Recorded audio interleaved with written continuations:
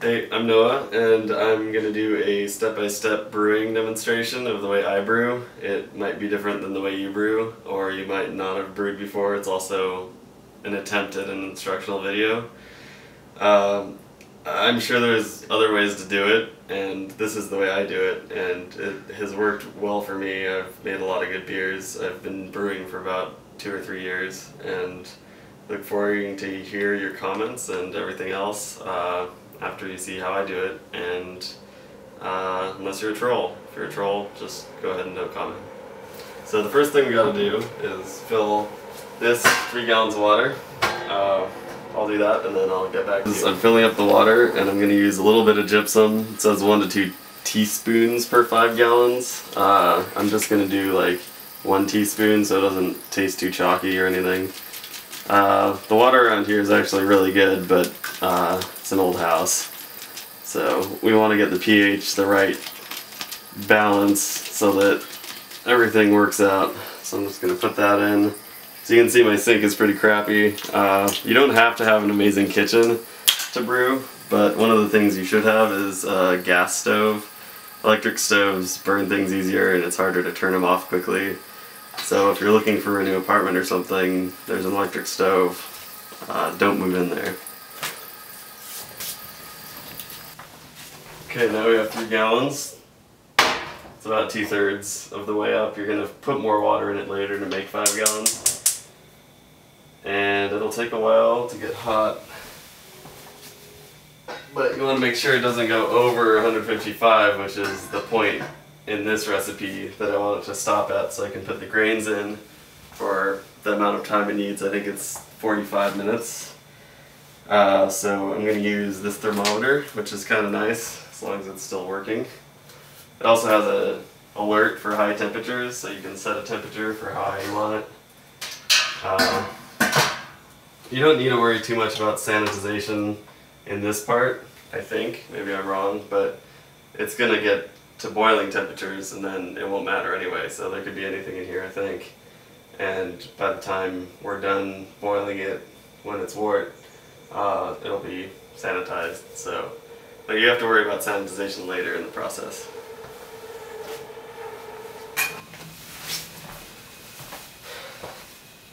Okay, it's almost up to 155 degrees in here, so I'm going to get my grain bag. This is not a reusable one because I don't feel like cleaning things. And I need my lovely assistant to come over and get the grains. Like 3.5 pounds of different specialty grains. You can get it all at the brew store. Gonna pour it in, make a huge mess.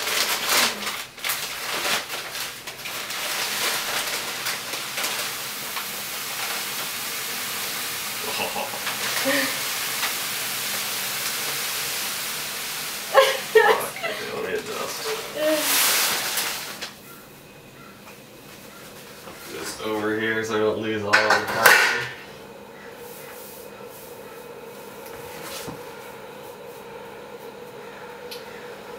A little more.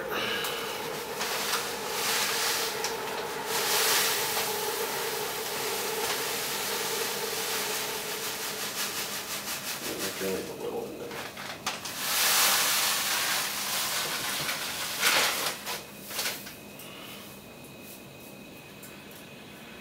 Okay, there you have it, giant tea bag. We're going to put it in a couple minutes once it gets right up to 155 degrees.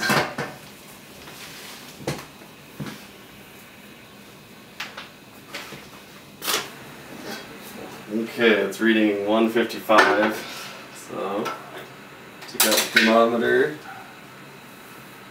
add the grains, and generally you don't want them to touch the bottom because there could be hot spots and it could actually burn, which would cause a bunch of nasty flavors. So I just kind of do a little of this, turn it off, of course, you gotta remember to turn it off.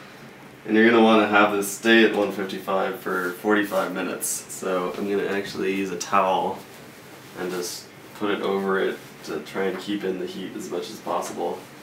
If you had an electric stove, you'd have to move it off the element because the element's still really hot, but we don't have to worry about that at least. So I'm going to set the timer, and then since we have some time, I'm going to clean the first fermenter. The primary fermenter. Some people use glass primaries, like a carboy. I only use glass for second because this is easier, and it's nice to have the funnel, the tap at the bottom. So I poured in a gallon of warm water. I'm going to get what I use, which is 1 step, which a lot of people use, and get a tablespoon. Pour it in there. Now you don't have to worry too much. You don't have to be too crazy. Just keep everything clean. If you just clean stuff when you're done using it, instead of waiting it for it to build up stuff, it never really actually gets too dirty. It's just liquid. So what I do is mix it around and scrub the sides a couple times. You also want to get the top and get in all the little cracks, even this little hole for the bubbler. And maybe when I get bored in about 15 minutes I'll do it again, but it's not really that important. If I have other tools I want to clean, I just keep them in here until I need to use them. Generally you only have to keep them in a couple minutes, but I'm going to keep them in a little longer just because I have no reason not to. Okay, so it's been 45 minutes and I have to take the bag out, but first I'm going to actually not squeeze it out, but just kind of teabag it about 7 times.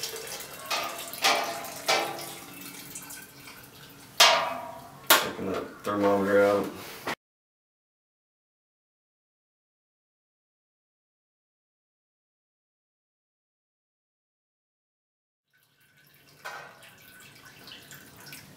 Okay, I'm gonna compost this and I'm gonna turn it on high and get it boiling.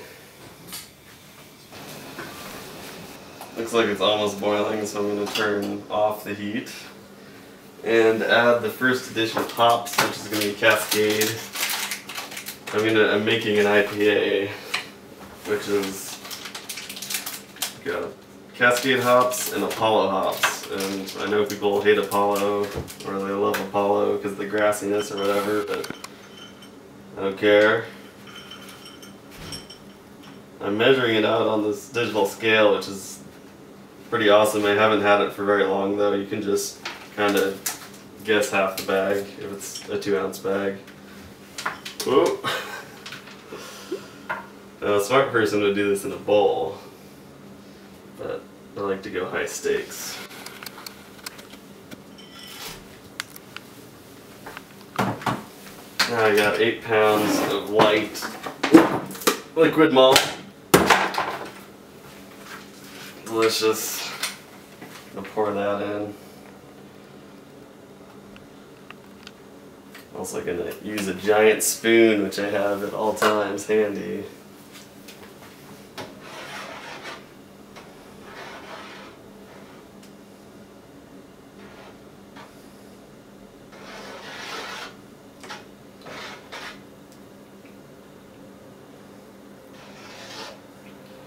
The liquid extract costs a little more, but it actually is a lot easier because it's less likely to have a boil over, which is what happens when you just start boiling after putting in the malt. It possibly can get really big and boil over, so you have to constantly watch it at that time. If it gets too high on the container, you have to just turn it off and let it boil down for a second.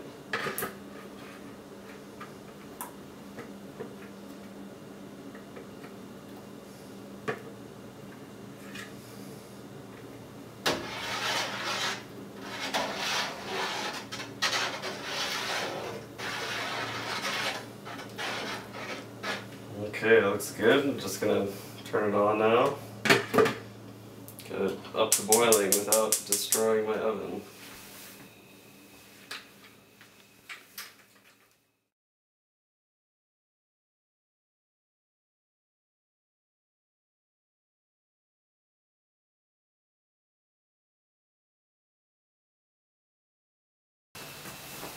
Okay, so it's been 30 minutes, and I gotta grab the next hops and the next little tablet of Whirlflock, which we had 30 minutes into the boil.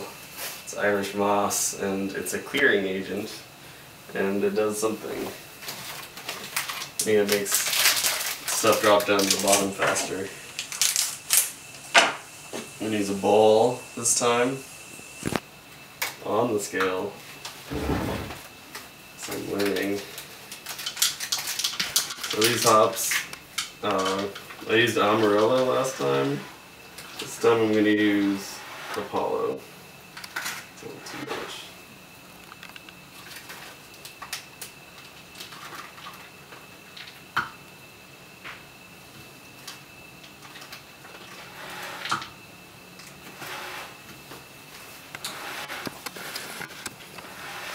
And there we go.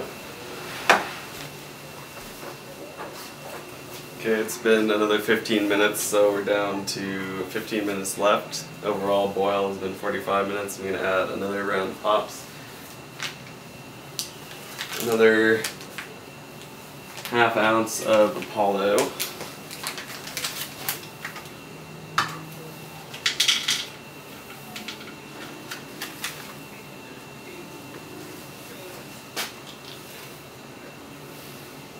$15 minutes to go.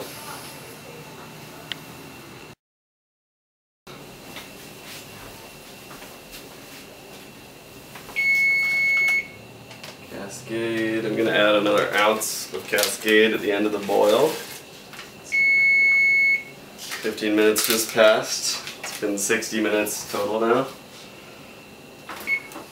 Going to let it kind of dissolve a little bit, and then I'm going to take it over to the sink, and I'm going to use my wort chiller.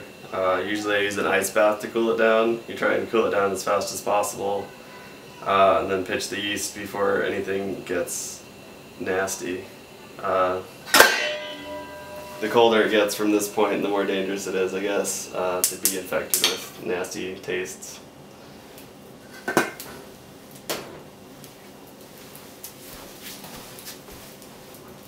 Okay, so now it's in the sink. I have the wort chiller, which has been soaking in the water with the one-step stuff in it.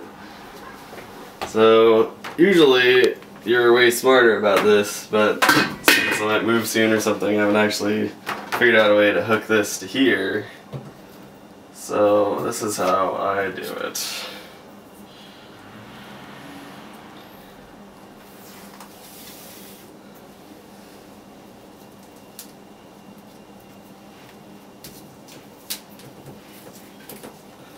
If I had waterproof tape, that would be better, if anyone can suggest something like that.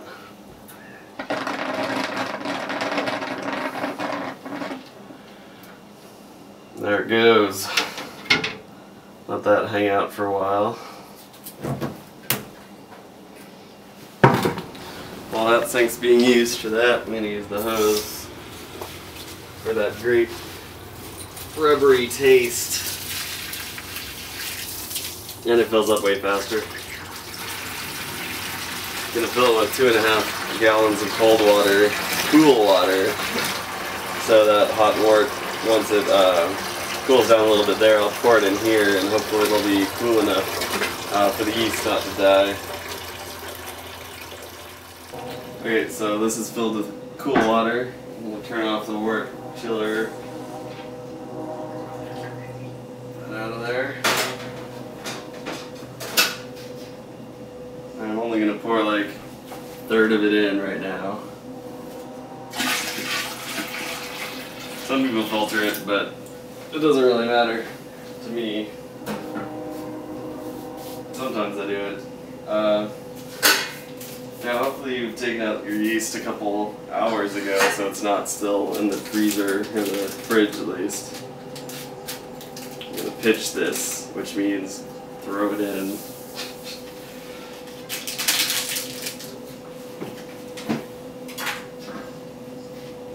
Try and pour this in so it aerates it a lot, so the yeast gets a lot of oxygen, or bubbles, or whatever it wants.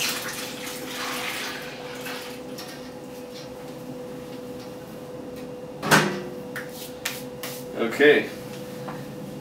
Looks like you got a little more room, so I'm gonna just add some more water to it.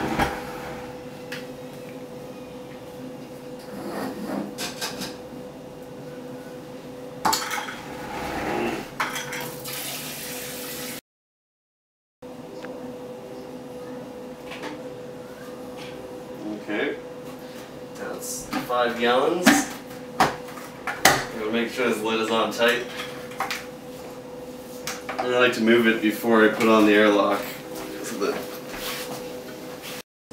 Okay, we got this bubbler. I'm gonna put it on and then put a little water in it, and then in 6 days I'll come back and put it into the glass carboy for the second fermentation.